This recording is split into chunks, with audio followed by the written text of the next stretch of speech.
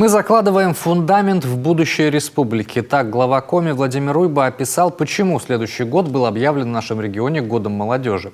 Таким образом, по словам главы, власти республики показывают молодым, что работа с молодежью – это полноценная государственная политика, проводящаяся больше 2 лет, а не разовое событие. Еще одна ее часть – создание отдельного комитета по делам молодежи, который будет непосредственно заниматься вопросами молодых жителей Коми. Большая роль отведена трудоустройству. Сегодня начали с конца 20-го, но 21-го мы начали. Я сказал, что нам нужно обязательно наших девятиклассников, да, которые не идут в 11-й, нам их нужно начинать уже с 8 класса профориентировать. И к концу 9 класса он уже имеет документ, удостоверение, допустим, водителя трактора, да, или водителя автомобиля, или швеи, или парикмахера, или повара. Да? То есть ребята уже ориентированы. Только за этот год так удалось профориентировать около 1400 детей, при этом по специальностям, которые интересовали их самих.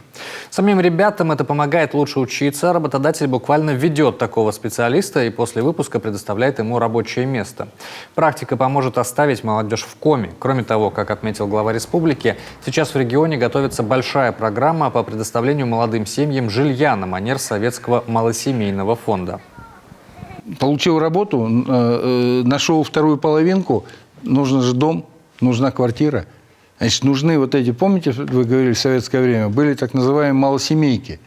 Вот мы сейчас уже впрямую думаем о том, что надо такие малосемейки вот для таких ребят, которые закончили, да, создали, а создать семью он вроде и готов, а где жить-то?